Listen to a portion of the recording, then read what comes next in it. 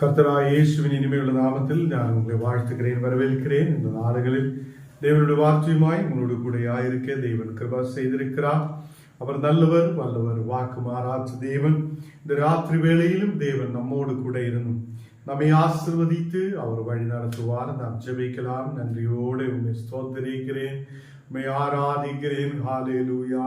ஸ்தோத்திரம், ஸ்தோத்திரம், ஸ்தோத்திரம். தேவனே, நீர் பரிசுத்தர், பரிசுத்தர், பரிசுத்தர். இந்த நாடுகளிலும் கூட எங்களை நீர் பாதுகாக்குதவராய் தேவனே எப்போதும் எங்களோடு கூட இருக்கிறதுக்காக ஸ்தோத்திரம். எல்லா நன்மைகளால் நிறைக்கிறவரே, எங்களை பாதுகாக்குதவரே, எங்களோடு கூட இருக்கிறவரே, உண்மை நாங்கள் ஸ்தோத்தரிக்கிறேன், ஆராதிக்கிறேன், மகிமைப்படுத்துகிறேன். நீ நல்லவர், வாக்கு மாறாற்ற தேவன், எங்களை தேசத்தில் உயர்த்துதவர், எங்களை வழி நடத்துதவர், வானத்தையும் பூமியையும் உருவாக்கின பராக்கிரமசாலியான தேவன் நீரே. இந்த நாடுகளில் கர்த்தரே, நாங்கள் விசுவாசத்தோடு உம்முடைய பாதத்தில் கடந்து வந்திருக்கிறேன் தேவனே. தெய்வீக கிருபையோடு, தெய்வீக தரிசனத்தோடு, தெய்வீக ஆசீர்வாதத்தோடு நாங்கள் ஆயிருக்க தேவனே, நீர் கிருபை செய்ததுக்காக ஸ்தோத்திரம். உம்முடைய தெய்வீக பிரசனம் எங்களோடு கூட இருக்கிறதுக்காக ஸ்தோத்திரம். நாங்கள் உம்மை நன்றியோடு ஸ்தோத்தரிக்கிறேன், உம்மை ஆராதிக்கிறேன், உம்மை மகிமைப்படுத்துகிறேன். ஹல்லேலூயா. இன்னைக்குப்பா அநேக மக்கள் கண்ணீரோடு பாரத்தோடு ஆயிருக்கிறார். அநேக தேசங்கள் யுத்தங்கள், யுத்த கெடுதிகள் உள்ள இந்த நேரத்தில் அப்பா அந்த மக்களை நீர் பாதுகாத்து வழி நடத்தும். அங்கு இருக்கிற ஜனங்களை நீர் பாதுகாக்கும். அநேக தேசங்களில் இந்த நாடுகளில் மக்கள் சமாதானம் இல்லாத ஆயிருக்கும் போது அந்த தேசங்களில் ஒரு சமாதானத்தை கொண்டு நிரப்பும் தேவனே. உலக சமாதானத்துக்காக நாங்கள் ஜெபிக்கிறேன் தேவனே. உம்முடைய சமாதானத்தை நீர் எங்களுக்கு கொடுத்திருக்கிறதுக்காக ஸ்தோத்திரம். உலகத்திலே எல்லா தேசங்களிலும் உம்முடைய சமாதானம் உண்டாக ஆண்டவரே நீர் கிருபை செய்ததுக்காக ஸ்தோத்திரம். அநேக மக்கள் வெளிநாடுகளில் ஆயிருக்கிறார். அந்த மக்களை நீர் பாதுகாக்கும் தேவனே. இந்த நாடுகளில் கர்த்தரே எல்லா இந்த மக்களை நீர் பாதுகாத்து வழி நடத்துவதற்காக ஸ்தோத்திரம். நாடுகளில் கர்த்தரே கடந்து வந்திருக்கிற எல்லா இந்த மக்களையும் உங்களுடைய கரத்தில் ஒப்பு கொடுக்கிறேன். எல்லா இந்த மக்கள் ஆசீர்வாதத்தோடு, சமாதானத்தோடு, வெற்றியோடு இருக்க நீர் கிருபை செய்வதற்காக ஸ்தோத்திரம். எங்களை முற்றிலும் தாழ்த்துகிறேன், அர்ப்பணிக்கிறேன் இயேசுவின் நாமத்தில் தருவிதாவே. ஆமீன், ஆமீன். கர்த்தர் நம்மை ஆசீர்வதித்து வழி நடத்துவார். கர்த்தருடைய பிள்ளைகளே, இந்த நாடுகளிலும் தேவனுடைய வார்த்தையை நாம் தியானிக்க கர்த்தர் நமக்கு கிருபையை கொடுத்திருக்கிறார். நாம் போன நாடுகளில் இருந்து அதை மேலான எருசலேமோ சுயாதீனம் உள்ளவள் என்ற விஷயத்தை குறித்து தியானித்து வருகிறார். கலாத்தியர் 4ஆம் அதிகாரம் அதன் 26ஆம் வசனத்திலிருந்து ஞானம் நீங்களும் மேலான எருசலேமுக்கு நேராய் கடந்து வந்திருக்கிறது. இந்த உலக பிரகாரமான எருசலேம் அல்ல, மேலான எருசலேமுக்கு நேராய் நாம் கடந்து வந்திருக்கிறோம் என்ற வார்த்தையை குறித்து நாம் தியானித்து வந்திருக்கிறோம். அடிமையாய் அல்ல, இந்த நாடுகளில் தேவனுடைய பிள்ளைகளாய் நாம் காணப்பட, பாவத்துக்கு அடிமையாய் அல்ல, தேவனுடைய பிள்ளைகளாய் மாற்றப்பட்டு நாம் உயர்ச்சி பெற்றுக் கொள்ள மேலான எருசலேமுக்கு நேராய் கடந்து வர தேவன் நமக்கு கிருபை செய்திருக்கிறது. ஆதியாகமம் 41ஆம் அதிகாரம், ஆதியாகமம் 41ஆம் அதிகாரம் അതിന്റെ 26ാമത്തെ വസനം നാം വാസിக்கலாம். ആദിയാകമം 41ആം அதிகாரம் അതിന്റെ 26ാമത്തെ വസനം. அந்த 7 நல்ல பசுக்களும் 7 வருஷமாம், அந்த 7 நல்ல கதிர்களும் 7 வருஷமாம் சொப்னம் ஒன்றே. இங்கே நாம் வசனத்தில் பார்க்கும்போது பார்வோன் ராஜா அங்கே ஒரு சொப்னத்தை பார்க்கிறார். அவர் நித்திரை கொள்ளுத நேரத்தில் ஒரு சொப்னத்தை அங்கே பார்க்கிறார். இதெல்லாம் நாம் சபைகளில் கேட்டு வந்திருக்கிற வசனங்கள். அழகும் புஷ்டியுமான 7 பசுக்கள் அங்கே நதியிலிருந்து ஏறி வருகிறார் என்று இவர் பார்க்கிறது. அந்த அழகும் புஷ்டியுமான 7 பசுக்கள் அங்கே புல் மேய்ந்து நல்லபடியே அது கடந்து செல்லுகிறது. அதே மாதிரி அவர் இரண்டாவது பார்க்கிறது அவலட்சணமும் கேவலமுமான 7 பசுக்கள். அப்போ அழகும் புஷ்டியுமான 7 பசுக்களும், அந்த 7 பசுக்களும் அங்கே புல் மேய்ந்து நல்லபடி சாப்பிட்டு நல்லா இருக்குது. இங்கே அவலட்சணமான கேவலவுமான 7 பசுக்கள் அங்கே வந்து இந்த அழகும் புஷ்டியுமான 7 பசுக்களை பட்சித்து விட்டதை இந்த பார்வோன் ராஜா பார்த்திருக்குது. கர்த்தர் பிள்ளைகளே, அதே மாதிரி அவர் கொஞ்சம் கூட நித்திர கொண்டு தூங்கி அந்த இடத்தில் இருக்கும்போது இரண்டாவதும் ஒரு சொப்பனத்தை அவர் பார்க்கிறார். சிலமையான 7 கதிர்கள், அந்த 7 கதிர்கள் நல்ல புஷ்டியோட அழகோட அங்கே இருக்கிறது. அந்த கதிர்கள் ஓங்கி வளர்ந்து நல்லபடி இருக்கிறது. அதில் சாவியான கதிர்கள் 7 கதிர் அங்கே காணப்பட்டிருக்கிறது. இந்த சாவியான 7 கதிர்கள் அதை இந்த நல்ல கதிர்களை சாப்பிட்டு விட்டதை பார்க்கிறது. கர்த்தர் பிள்ளைகளே, இங்கே 2 விதமான விஷயத்தை நாம் பார்க்கிறது. அழகும் புஷ்டியுமான பசுக்கள், அவலட்சணமும் கேவலவுமான 7 பசுக்கள். நல்ல செழுமையாய் இருக்கிற நல்ல 7 கதிர்கள், அது நல்ல ஓங்கி வளருகிறது. சாவியான 7 கதிர்கள். தேவ பிள்ளைகளே, இந்த பார்வோனுக்கு இதில் என்ன அர்த்தம் என்று தெரியாமல், இது என்ன நான் சொப்னத்தில் எதை பார்த்திருக்கிறார் என்று தெரியாமல் எல்லா மந்திரக்காரர்களையும் சகல சாஸ்திரிகளையும் அழைத்திருக்கிறது.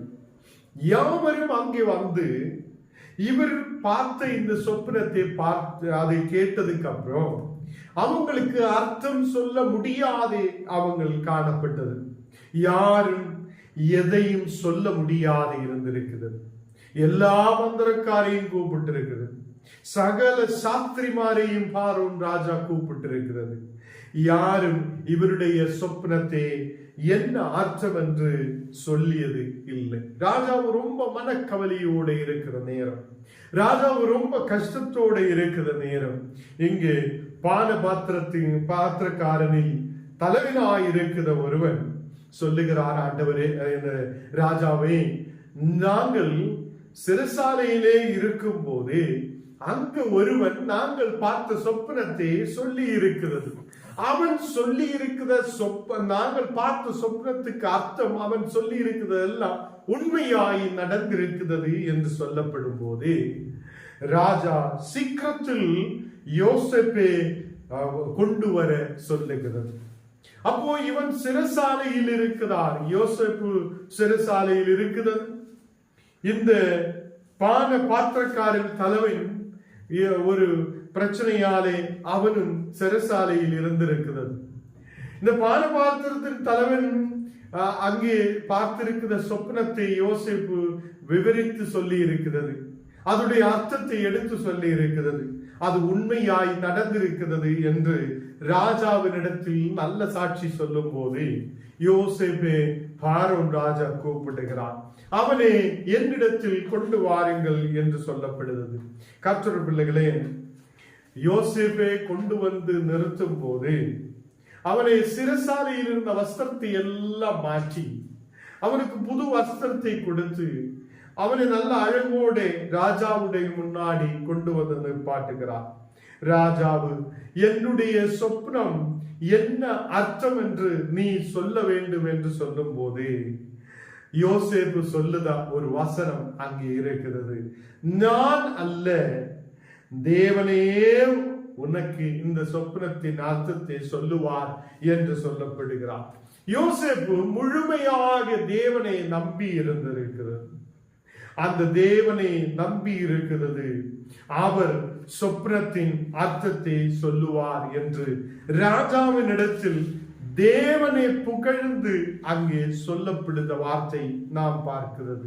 அங்கே ராஜாவு சொல்லுகிறார், இந்த 7 பசுக்களும் 7 கதிரைகளும் என்ன என்று எனக்கு தெரியவில்லை.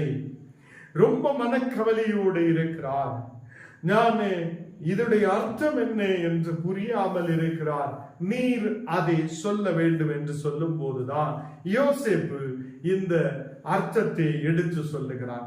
அந்த 7 நல்ல பசுக்களும் 7 வருஷமாம் என்று சொல்லப்படுது. 7 நல்ல பசுக்களும் 7 வருஷமாயிருக்கிறது.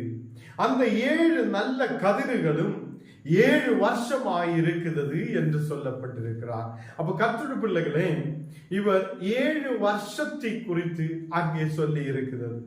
27வது வசனம் வாசிக்கும் போது, அவைகளில் பின் ஏறி வந்த கேவலவும் அவலட்சணவுமான 7 பசுக்களும் 7 வருஷமாம், கீழ்காற்றினால் தீர்ந்து சாவியான 7 கதிர்களும் 7 வருஷமா, இவைகள் பஞ்சமுள்ள 7 வருஷமாம் என்று சொல்லப்படுகிறார்.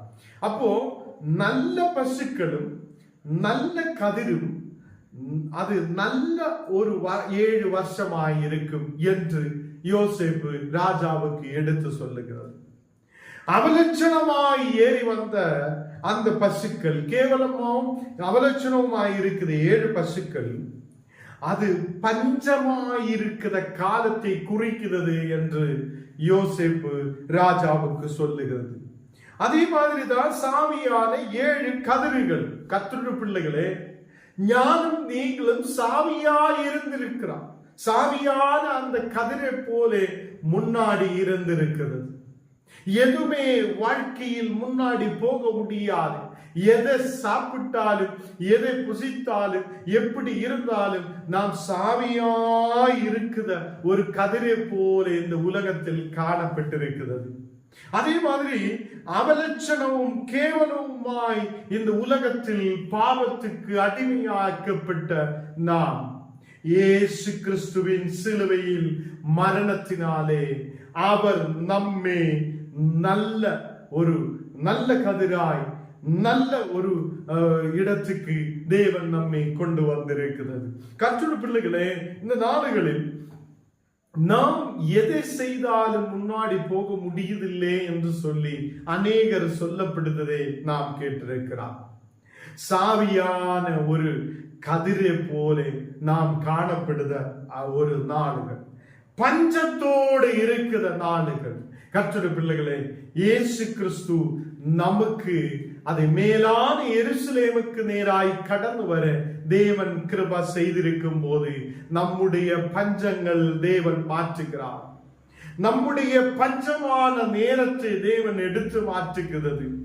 அவலட்சணம் கேவலமாய் இருக்கிற நாடுகளை தேவன் எடுத்து மாற்றுகிறது.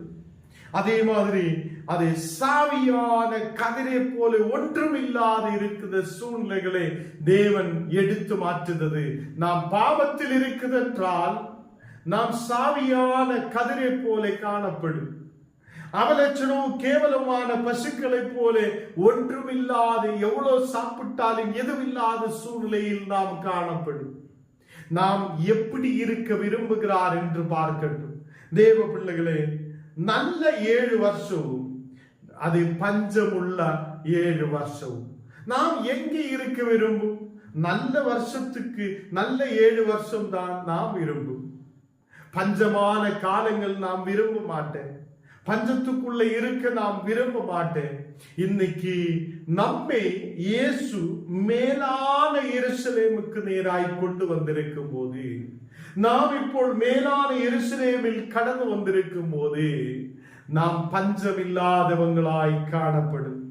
நாம் அதே ஒன்றுமில்லாத சூழ்நிலையில் இருக்கிறவங்களாய் அல்ல, எல்லாம் உள்ளவராய், பரிசுத்தம் உள்ளவராய், தேவனோடு கூட ஆயிருக்கிற மக்களாய், தேவனுடைய பிள்ளைகளாய் நாம் ஆயிருக்கோம். நாம் யாரும் பஞ்சத்துக்குள்ளே போக விரும்ப மாட்டேன். ஒன்றுமில்லாத சூழ்நிலையில் இருக்க இனியும் நாம் விரும்ப மாட்டேன். நம்மை பாவத்திலிருந்து விடுவித்த ஒரு இயேசு உண்டு. அவர் இந்த நாடுகளில் அநேக பாடுகளை ஏற்றெடுத்தவர். அவர் நமக்காக கஷ்டத்தை ஏற்றெடுத்தவர். அவர் நம்முடைய பஞ்சங்களை மாற்றி இருக்கிறது. நம்முடைய அடிமத்தத்தை அவர் எடுத்து மாற்றி இருக்கிறது. நாம் அடிமையாய் இருந்த இடத்திலிருந்து பஞ்சத்தில் அடிமையாய் இருந்தவங்கள், ஒன்றுமில்லாத சூழ்நிலையில் இருந்தவங்கள், தேவனற்றவராய் இருந்தவங்கள், அந்த காலத்தில் இருந்த நம்மை தேவன் அவருடைய உயிரை கொடுத்து அவருடைய இரத்தத்தை சிந்தி நம்மை விலைக்கு வாங்கி இருக்கிறது. தேவ பிள்ளைகளே, இன்னைக்கு இந்த வசனங்கள் கேட்கும் போது யாரெல்லாம் பஞ்சத்தோட, கஷ்டத்தோட, பலவீனதையோட, மன கவலையோட இருக்குதோ, நீங்க சொல்லட்டும், ஞான் மேலான எருசலேமுக்கு நேராய் கடந்து வந்திருக்கிறது. மேலான எருசலேமில் சுதந்திரிக்கப்பட்டதாய் இருக்கிறது, சுயாதீனம் இருக்கிறது. கர்த்தருடைய பிள்ளைகளே, நாம் அடிமை அல்ல, நாம் சாத்தானுக்கு அடிமை அல்ல, நாம் பஞ்சத்துக்கு அடிமை அல்ல, நாம் மேலான எருசலேமுக்கு நேராய் கடந்து வந்திருக்கிறது. இவர் இந்த சொப்பனத்தை விவரித்து ராஜாவுக்கு சொல்லுகிறார், அதனுடைய அர்த்தத்தை எடுத்து சொல்லுகிறார். இப்போ இந்த ரெண்டு விஷயத்தையும் 7 வருஷமாய் சொல்லுகிறார். அப்போ 7 வருஷம் நல்ல ஒரு வருஷமாய் இருக்கும். 7 வருஷம் ரொம்ப பஞ்சமான நாடுகளாய் இருக்கும் என்று பார்வோனுக்கு யோசேப்பு எடுத்து சொல்லுகிறது. 28வது வசனம் வாசிக்கும் போது பார்வோனுக்கு நான் சொல்ல வேண்டிய காரியம் இதுவே, தேவன் தான் செய்ய போகுதே பார்வோனுக்கு காண்பித்திருக்கிறார் என்றார்கள். தேவன் செய்ய போகிற விஷயத்தை உனக்கு சொப்பனமாய் பார்வோனுக்கு காட்டி இருக்கிறார் என்று யோசேப்பு இந்த விஷயத்தை எடுத்து சொல்லுகிறார். அப்போ பார்வோனுடைய தேசத்தில் தேவன் செய்ய போகிற விஷயத்தை முன்னவே சொப்பனமாக உனக்கு கொடுக்கப்பட்டிருக்கிறது என்று சொல்லுகிறார். இங்கு 29வது வசனம் வாசிக்கும் போது, ஈஜிப்ட் தேசம் எங்கும் பரிபூர்ணமான விளைவு உண்டாயிருக்கும் 7 வருஷம் வரை. ஈஜிப்ட் தேசம் எல்லாம் பரிபூர்ணமாய் 7 வருஷம் பரிபூர்ணமான ஒரு விளைவு இருக்கும். அப்ப 7 வருஷம் நல்ல நிலையில் அங்கே விளைவு உண்டாயிருக்கும் என்று இந்த சொப்னத்தை எடுத்து விவரிக்கிறார். 30வது வசனம் வாசிக்கும் போது, அதன் பின்பு பஞ்சம் உண்டாயிருக்கும், 7 வருஷம் வரும், அப்பொழுது ஈஜிப்ட் தேசத்தின் அந்த பரிபூர்ணம் எல்லாம் பறக்கப்பட்டு போம் என்று சொல்லுகிறார். அப்போ கர்த்தருடைய பிள்ளைகளே, இந்த பரிபூர்ணமாய் இருக்கும் போது, நல்ல ஆசீர்வாதத்தோட இருக்கும் போது, அந்த நல்ல விளைவு கிடைக்கும் போது, இந்த 7 வருஷமும் நல்ல நிலையில் இருக்கும் என்று யோசேப்பு இந்த சொப்பனத்திலூட விவரித்து அர்த்தத்தை சொல்லுகிறது. அந்த 7 வருஷம் கழியும் போது இங்க பஞ்சம் உண்டாகும், எதுவும் இருக்காது. அந்த பஞ்சமான நிலைமையில் ஈஜிப்ட் தேசம் முழுவதும் இருந்த பரிபூர்ணம் எல்லாம் பறிக்கப்படும் என்று சொல்லுகிறார். கர்த்தருடைய பிள்ளைகளே, நாம் விசுவாசத்தில் இருக்கிறது, நாம் நல்லபடி ஆரோக்கியத்தோடு இருக்கிறது, நாம் தேவனுக்கு முன்பாக நல்ல ஜபத்தோடும் விசுவாசத்தோடு இருக்கும் போது, சாத்தான் நமக்கிட்ட வந்து நம்முடைய ஆவிக்குரிய வாழ்க்கையை எடுத்துவிடக் கூடாது, நம்மை கீழே தள்ளிவிடக் கூடாது. சாத்தான் அதை நம்மை பட்சித்து விடுத சிங்கம் போல வரும்போது, நாம் அந்த பஞ்சங்களில் இருந்து ஒரு விடுதலை பெற்றுக் கொள்ளுத புத்தியும் ஞானமும் நமக்கு உண்டாகணும். ஆவிக்குரிய அதே காரியங்கள் நமக்கு உண்டாயிருக்கணும். இங்கே நல்ல பரிபூர்ணமாய் இருக்கிற ஒரு 7 வருஷத்தில் அந்த பரிபூர்ணத்தை எல்லாம் அந்த ஈஜிப்ட் தேசத்தில் இருந்து பறித்து விடுகிறது என்று சொல்லுகிறார். அந்த பஞ்சம் தேசத்தை பாழாக்கும். கர்த்தருடைய பிள்ளைகளே, நாம் ஒரு பஞ்ச காலத்துக்குள்ளே கடந்து சென்றால் நமக்கு இருக்கிற பரிபூர்ணத்தை எல்லாம் பறித்து எடுக்கும். அது இனி இருக்காது, பரிபூர்ணம் நம் வாழ்க்கையில் இருக்காது. அந்த பஞ்சம் தேசத்தையும் நம்மையும் பாழாக்கி விடுவதாய் இருக்கும். கர்த்தருடைய பிள்ளைகளே, நீங்க பஞ்சத்துக்குள்ள இருக்க விரும்புதா? அத பரிபூர்ணமாய் இருக்குதா? நல்ல விளைவோடு இருக்குதா? நல்ல ஆசீர்வாதத்தோடு இருக்குதா இடத்தில் இருக்க விரும்புதா? இந்த நாளுகளில் அதுதான் வசனத்தில் முழுமையாக நாம் பார்த்தது. இந்த உலக பிரகாரமான எருசலேமும் இந்த மேலான எருசலேமும், உலக பிரகாரமான எருசலேம் அது அடிமையாக்கப்பட்டதா இருக்கிறது. மேலான எருசலேம் அது சுதந்திரிக்கப்பட்டதாய் சுயாதீனம் உள்ளதாய் இருக்கிறது என்று காணப்படுகிறது. நாம் பஞ்ச காலத்தில் இருக்க விரும்ப மாட்டேன். நாம் பஞ்சத்துக்குள்ள போய் எல்லா பரிபூர்ணமும் நம்மிலிருந்து பறித்து விடுவது நாம் விரும்ப மாட்டேன். நாம் பாழாக்குத இடத்தில் நாம் இருக்க மாட்டேன்.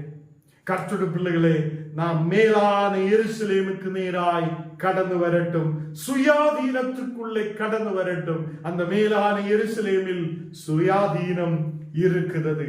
இங்கு அவர் பார்வோனுக்கு யோசேப்பு இதை எடுத்து சொல்லுகிறார். 7 வருஷம் பஞ்சம், அந்த 7 வருஷம் நல்ல காலம் இருக்கும், 7 வருஷம் பஞ்சமான நாளுகள் இருக்கும். 31 வசனத்தில் வரப்போகிற மகா கொடுமையான பஞ்சத்தால் தேசத்தில் முன்பிருந்த பரிபூர்ணம் எல்லாம் ஒழிந்து போகும் என்று சொல்லுகிறார்.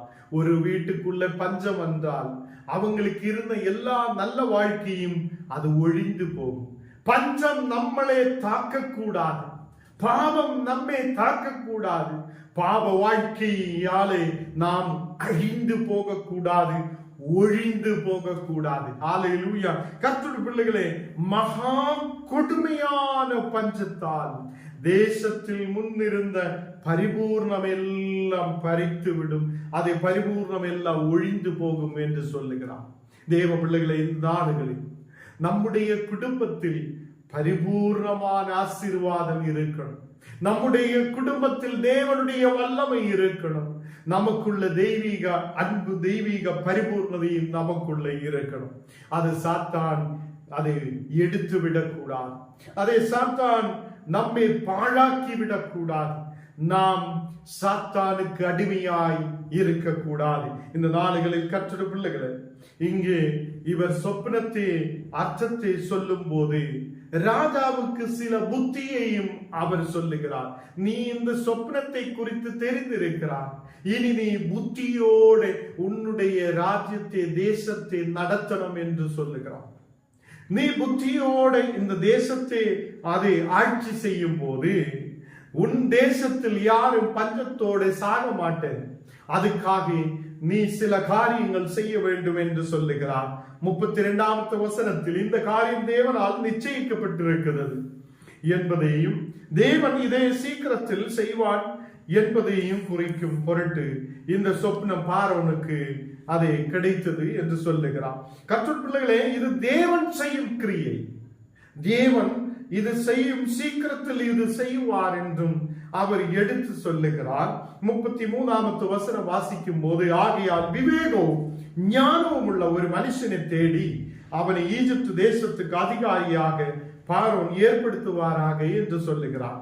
நல்ல விவேகம் உள்ள, நல்ல புத்தியுள்ள ஒரு மனுஷனை தேடி கண்டுபிடித்து அவனை இந்த தேசத்துக்கு அதிபதியாய் வைக்க வேண்டும் என்று யோசேப்பு அவனுக்கு சொல்லுகிறார். 34 வசனத்தை இப்படி பார்வோன் செய்து தேசத்தின் மேல் விசாரணக்காரர்களை வைத்து பரிபூர்ணமுள்ள 7 வருஷங்களில் ஈஜிப்து தேசத்திலே விளையும் விளைச்சல் 1/5 வாங்கும்படி செய்வாராக என்று சொல்லுகிறார். இந்த 7 பரிபூர்ணமான வருஷத்திலும் அந்த தேசத்தில் விளையும் விளைவிலிருந்து, எல்லா விளைச்சலிலிருந்து ஒரு 1/5 அது வாங்கி சேர்த்து வைக்க வேண்டும் என்று யோசேப்பு அவருக்கு சொல்லுகிறார். கர்த்தருடைய பிள்ளைகளை, 35 வசனம் வாசிக்கும் போது, பட்டணங்களில் ஆகாரம் உண்டாயிருக்குது படிக்கு பார்வோனின் அதிகாரத்துக்குள்ளாக தானியங்களே பத்திரப்படுத்தி வைக்கணும் என்று சொல்லப்பட்டிருக்கிறது. அப்போ யோசேப்பு ராஜாவுக்கு சில காரியங்களை சொல்லிக் கொடுக்கிறது. இந்த 7 நல்ல வருஷத்தில் நீ என்ன செய்ய வேண்டும், இந்த 7 பஞ்சமான நாட்களே, இந்த 7 வருஷம் பஞ்சமாய் இருக்கிற நாட்களில் எப்படி ஜனத்தை அதை பஞ்சம் வராதபடிக்கு, அவங்கள் சாகாதபடிக்கு எப்படி பாதுகாக்க வேண்டும் என்று யோசேப்பு அவங்களுக்கு சொல்லுகிறார். நீ ஒரு நல்லொரு அதிபதியை வைக்க வேண்டும், நல்லொரு அதிகாரியை வைக்க வேண்டும். அந்த அதிகாரி விவேகம் உள்ளவனாய் இருக்கணும் என்று சொல்லி இருக்கிறது. அதே மாதிரி பட்டணத்தில் ஆகாரம் உண்டாயிருக்கும்படி அதை நீ உன்னுடைய அதை தானியங்களை பத்திரப்படுத்தி வைக்கணும். அது உன்னுடைய அதிகாரத்தின்படி பத்திரப்படுத்தி வைக்கணும் என்று சொல்லுகிறார். நமக்கு தெரியும், நம்முடைய தேசத்தில் ஒரு பஞ்சம் உண்டானால் எங்கே தானியம் இருக்குதோ, எங்கே சாப்பாடு இருக்குதோ, அங்கே நிறைய மக்கள் ஓடி செல்லும். அங்கே இருந்த எல்லாவற்றையும் அவங்க எடுத்துக்கொண்டு போய் அவங்களோட உயிரை காப்பாற்ற விரும்பும். அந்த நேரத்திலும் பார்வனுடைய அதிகாரத்துக்குள்ள இந்த தானியங்களை வைத்து விட வேண்டும் என்று சொல்லுகிறார். தேவ பிள்ளைகளே, நம்முடைய குடும்பங்களிலும் நாம் இன்னைக்கு சாப்பிடுகிறார், நாளைக்கு ஏதோ ஒரு பிரச்சனை வந்தால் நம்ம வீட்டுக்குள்ள எது இருக்காது. நம்ம கிறிஸ்துவராய் இருக்கிற ஞானம் நீங்களும் இன்னைக்கு என்ன செய்கிறான்? இன்னைக்கு கிடைக்கிறார், இன்னைக்கு சாப்பிடுகிறார், எப்படியோ வாழுகிறார். நாளைக்கு ஒரு பஞ்சகாலம் வந்தால் என்ன செய்யும் என்று நமக்கு தெரியாது. கடைகள் எல்லாம் மூடிவிட்டால் நாம் என்ன செய்யும் நமக்கு தெரியாது. இன்னைக்கு இந்த வசனங்களோட நமக்கு பார்க்க முடிகிறது, மேலான எருசலேமில் இருக்கிற மக்கள் விவேகமும் ஞானமும் உள்ளவராயிருக்கும். தன் குடும்பத்தில் நாம் ஆயிருக்கிற தேசத்தில் ஒரு பஞ்சம் வராதபடிக்கு நாம் சேர்த்து வைத்து அதை ஒரு ஏதாவது ஒரு பஞ்சகாலம் வந்தால் அங்கு எப்படி நிற்க வேண்டும் என்று விவேகம் உள்ளவராய் நாம் காணப்படும். எல்லாம் பசித்து அழித்து விடுதவங்களாய் அல்ல, கிடைக்கிறதில் ஒரு பங்கு சேர்த்து வைக்க நாம் விரும்பணும். கிடைக்கிறதில் ஒரு பங்கு சேர்த்து வைத்து இனி உள்ளவங்களை பாதுகாக்க முன்னாடி போகுத மக்களாய் நாமும் காணப்படணும். தேவ பிள்ளைகளே, நாம் மேலான எருசலேமில் இருக்கிறார். நாம் இப்போ சுயாதீனம் உள்ளவராய் இருக்கிறது. நாம் இப்போ அடிமை அல்ல. நாம் அநேகருக்கு சுயாதீனத்தை கொடுக்கிற, சுதந்திரத்தை கொடுக்கிற ஒரு மக்களாய் நாமும் காணப்படணும். கர்த்தருடைய பிள்ளைகளே, தேசம் பஞ்சத்தினால் அழிந்து போகாதபடிக்கு அந்த தானியம் இனி ஈஜிப்து தேசத்தில் உண்டாகும். பஞ்சமுள்ள 7 வருஷத்துக்கு ஒரு வைப்பான் இருப்பதாக என்று சொல்லுகிறார். இங்கே பஞ்சம் வரும்போது உன்னுடைய தேசத்தில் தானியம் இருக்க வேண்டும், அதுக்கு எல்லாவற்றையும் சேர்த்து வைக்கட்டும் என்று சொல்லப்படுகிறார். உன்னுடைய தேசத்தில் இனி தானியம் இருக்கும். அந்த தானியம் தேசத்திலே மக்களை பஞ்சத்திலிருந்து பாதுகாப்பார் என்று சொல்லுகிறார். அதுக்காக இவங்க 7 வருஷமும் அந்த தானியங்களை சேர்த்து வைக்கிறது. அப்போ ஒரு சொப்பனத்தை தேவன் கொடுத்திருக்கிறது. அந்த சொப்பனத்தை பார்வோன் பார்த்து யோசேப்பு அதை அர்த்தத்தை சொல்லுகிறான். அந்த அர்த்தத்தை சொல்லி கேட்டுவிட்டு முடிந்து போகுத மாதிரி அல்ல, அவங்கள் அதை செய்து முடிக்கிறார், செயல்பாடில் கொண்டு வருகிறார். இன்னைக்கு அநேக கிறிஸ்தவங்கள் கேட்கிறார், வசனத்தை கேட்கிறார், எல்லாம் கேட்கிறார், அப்படியே போய்விடுகிறார். நம்ம வழிக்கு தான் போகும் என்று சொல்லி அவங்க போயிட்டே இருக்கும். எந்த விஷயத்தை கேட்டாலும் அதை ஞானமாய் கேட்கிறதுக்கோ அதை ஞானமாய் கேட்டு செயல்படுறதுக்கோ முன்னாடி வருவது இல்லை. இங்கே தேவ ஆவியை பெற்ற இந்த மனுஷனை போல வேற யாரு உண்டோ என்று கேட்கிறார். அப்போ அந்த தேசத்துக்கு அதிபதியாகி வைக்கிறதுக்கு இந்த தேவ ஆவியை பெற்ற இந்த மனுஷனை போல வேற யார் உண்டு என்று ராஜாவு கேட்கிறான். பார்வோன் ராஜாவு கேட்கிற விஷயம் பாருங்க, தேவ ஆவியை பெற்ற. இன்னைக்கு யாருக்கும் தேவ ஆவி பெற்றிருக்கிற மக்களை யாருக்கும் மதிப்பில்லை. தேவ ஆவி இருக்குதா? தேவ ஆவி பெற்றுக் கொண்டிருக்குதா? இதொன்னும் இன்னைக்கு கிறிஸ்தவனுக்கு தேவையில்லை. இன்னைக்கு பணம் இருக்குதா, செல்வங்கள் இருக்குதா, நல்ல ஆசீர்வாதத்தோடு இருக்குதா, அந்த பாஸ்டர் பின்னாடிதான் நமக்கு சுற்றும். எல்லா மக்களும் இன்னைக்கு ஆஸ்திக்கு பின்னாலே, பணத்துக்கு பின்னாலே, இந்த உலக பிரகாரமான காரியத்துக்கு பின்னாலே சுற்றும் போது நாம் மேலான எருசலேமிலே சுயாதீனமாய் இருக்கிற சூழ்நிலையை மறந்து விடுகிறோம். கர்த்தருடைய பிள்ளைகளே, நாம் இப்போ மேலான எருசலேமில் இருக்கும் போது அங்கு பரிசுத்தம் இருக்கும், விவேகம் இருக்கும், ஞானம் இருக்கும், பரிசுத்த ஆவி இருக்கும். அதை ஒரு நல்ல நிலையில் அதை முன்னாடி போகிறதுக்காக தேவ ஆவியை பெற்றுக்கொண்டவராயிருக்கும். யோசேப்பு எப்படி தேவ ஆவியை பெற்றுக் கொண்டிருக்கிறதோ அப்படியே நாமும் தேவ ஆவியை பெற்றுக்கொண்டு முன்னாடி போகிற மக்களாய் காணப்படுற. ராஜாவு சாட்சி சொல்ல பாருங்க, இந்த தேவ ஆவி பெற்றுக்கொண்ட மகனை போல இனி இந்த தேசத்தில் யாராவது கிடைக்குமா? என்று சொல்லுகிறார். அப்ப தேவ ஆவியை பெற்றுக் கொள்ளுவது அவ்வளவு பெரிய விஷயமாய் இருக்கிறது. அப்ப மேலான எருசலேமில் இருக்கிற மக்கள் தேவ ஆவியை பெற்றுக்கொண்ட மக்களாய் காணப்படணும். அதே மாதிரி இன்னையிலிருந்து நீ என் அரமனைக்கு அதிகாரியாய் இருப்பார் என்று ராஜாவு சொல்லுகிறார். பார்வோன் ராஜாவை போல் அடிமையாய் கிடந்த ஒருவன், யார் அடிமையாய் கிடந்திருக்கிறான்? யோசேப்பு ஜெயிலுக்குள்ள கிடந்திருக்கிறது. யோசேப்பு சிறைசாலைக்குள்ள ஒரு அடிமையாய் அடைக்கப்பட்டவனாய் கிடந்த ஒருவனே ராஜாவை போல் சொல்லுகிறார், நீ தேவ ஆவி பெற்றுக்கொண்ட மகன், உன்னை நான் இந்த தேசத்துக்கு அதிகாரியாய் வைக்கிறேன். ஹல்லேலூயா! எவ்வளவு பெரிய விஷயம். நீ நேற்று வரைக்கும் அடிமையாய் இருந்திருக்கலாம், நேற்று வரைக்கும் சிறைசாலைக்குள்ள அடைக்கப்பட்ட மாதிரி சூழ்நிலையில் இருக்கலாம். உன்னை கர்த்தருடைய வல்லமை உண்மையில் இருக்குதென்றால் நீ தேசத்தில் அதிபதியாய் கடந்து வர, நீ உயர்ந்து வர, மேலான எருசலேமில் காணப்பட உனக்கு கர்த்தர் கிருபை செய்வார். ஹல்லேலூயா! கர்த்தருடைய பிள்ளைகளே, நாம் இப்போ அந்த மனிதனை பாருங்க, யோசேப்பு பாருங்க.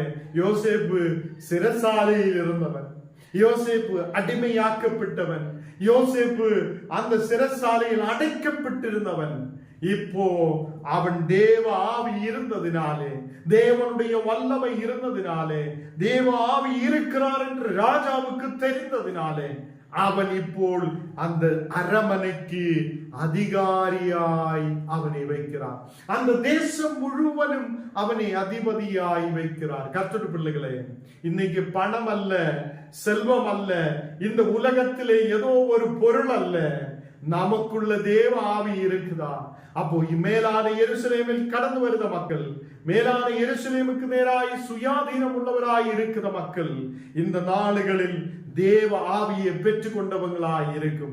அவரை தேவன் உயர்த்துவார், அவங்களை தேவன் ஆசீர்வதிப்பார், அவங்கள் தேசத்துக்கு ஒரு ஆசீர்வாதமாய் இருப்பார். ராஜாவு சொல்லுதா, கடைசி ஒரு வார்த்தை கூட சொல்லி நான் முடிக்க விரும்புகிறேன். ஈஜிப்ட் தேசம் முழுவதும் உன்னை அதிகாரியாய் வைக்குவேன் என்று சொல்லி இருக்கிறது. கர்த்தருடைய பிள்ளைகளே, ஈஜிப்ட் தேசம் முழுவதும் அதிகாரியாய் கொண்டு வர யோசேப்புக்குள்ள என்ன இருந்திருக்கிறார், என்ன குணம் இருந்திருக்கிறார்? தேவ வல்லமை அவனுக்குள்ள இருந்திருக்கிறது. ஹல்லேலூயா! தேவ வல்லமையால், தேவனுடைய ஆவியால் அவன் ஈஜிப்ட் தேசம் முழுவதும் அதிகாரியாக்கப்பட்டிருக்கிறது. இன்னைக்கு நிறைய பேர் கேட்கும், ஜெபிச்சதினாலே உனக்கு என்ன லாபம்? வசனம் கேட்டதினாலே உனக்கு என்ன லாபம்? இவ்வளவு நேரம் உட்கார்ந்ததினாலே உனக்கு என்ன லாபம்? கர்த்தருடைய ஆவி உண்மையில் இருக்கிறதால் அவர் தேசத்தில் உன்னுடைய தலைகளை உயர்த்தி வைப்பார். நீயும் மேலான எருசலேமில் கடந்து வருவார், நீயும் சுதந்திரிக்கப்பட்டவனாய் மாற்றப்படுவார். நாம் ஜெபிக்கலாம். தேவனை பரிசுத்த பிதாவே, இந்த ராத்திரி வேளையில் அப்பா உம்முடைய வசனத்தை நீர் கொடுத்ததினாய் ஸ்தோத்திரம்.